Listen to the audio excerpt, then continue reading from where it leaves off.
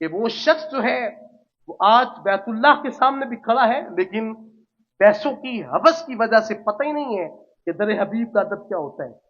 حضور کے در کی زیارت بھی نصیب ہو گئی، لیکن کہتے ہیں سکون نہیں ہے۔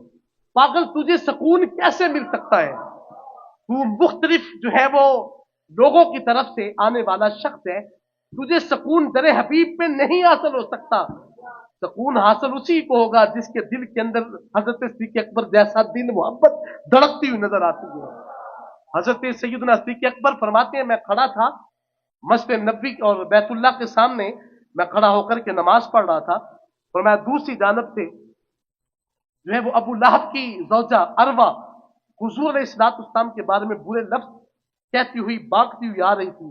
جب سورۃ اللہب کا نزول ہوتا ہے، آقا کریم علیہ السلام کے بارے میں برا بولتی ہوئی جب آتی ہے، تو حضرت صدیق اکبر فرماتے ہیں، میں سوچ رہا تھا کہ میرے آقا کو کہیں کچھ تکلیف نہ دے، یہ خاتون کہیں حضور علیہ السلام کے بارے میں کوئی برا ہی نہ بول دے۔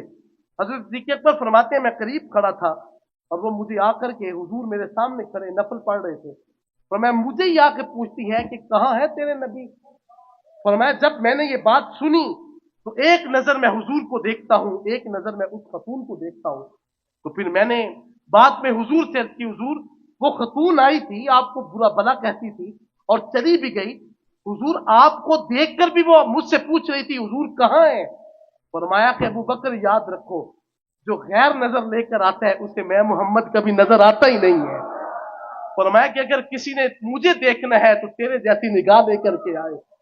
عام شخص کو کبھی حضور کے در سے کبھی فیض حاصل نہیں ہو سکتا، اگر حضور کے در سے فیض حاصل کرنا ہے تو پھر سیدنا صدیق اکبر جیسی محبت لے کر آنا پڑے گا، حضور کے صحابہ جیسا درد لے کر کے آنا پڑے گا۔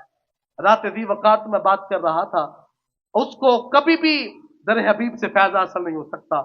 آپ جس آستانہ پہ بیٹھے ہیں، آقا کریم علیہ السلام کا نام نامی اس میں گرامی، کبھی حضور کا نام بھی بے وضو نہیں دیا۔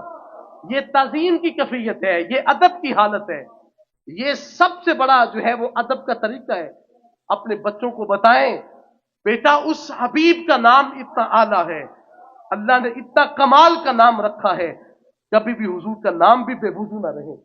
جب حضور علیہ السلام کا نام آپ حالت طہارت میں لیں گے تو یقینی طور پہ آپ کے بچوں کے اندر یہ بات پیدا ہوگی کہ ہم نے حضور سے پیار کرنا ہے۔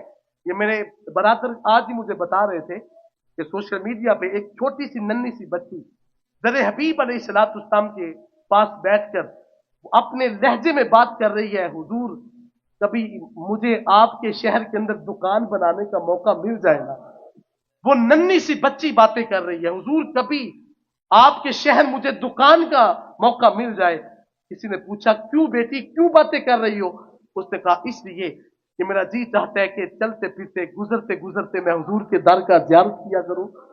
یہ محبت جب بچوں کے دل کے اندر پیدا ہوگی تو پھر بچوں کو بتانا نہیں پڑے گا۔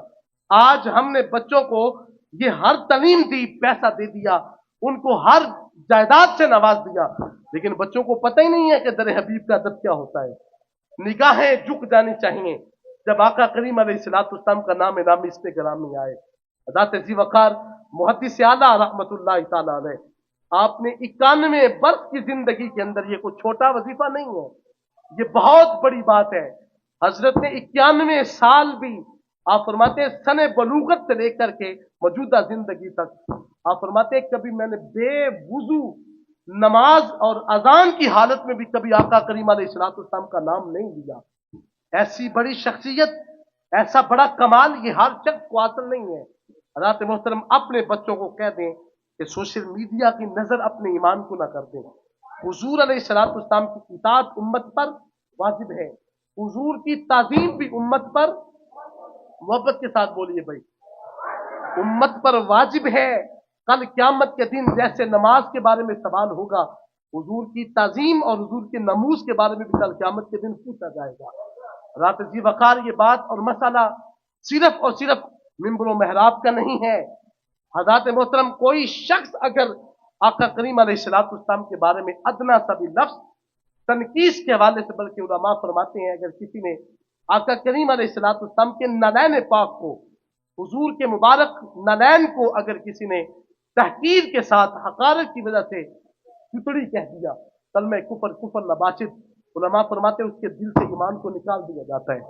तेरी नमाजें, तेरा रोजा, तेरा ज़कात, खैरात और सदकात कल क़यामत के दिन मुंह की तरफ मार करके कहा जाएगा तेरी नमाजें तुझे मुबारक हो, हमें नमाजों की हाजत है, हरगिज़ नहीं। खुदा फरमाएगा हम तो उस दिल को ढूंढ रहे हैं जिस दिल के अंदर मोहम्मदुर रसूलुल्लाह की मोहब्बत और अदब आ चुका है। अल्लाह रब्बुल इज्जत मुझे और आपको अमल की तौफीक से माला माल फरमाए।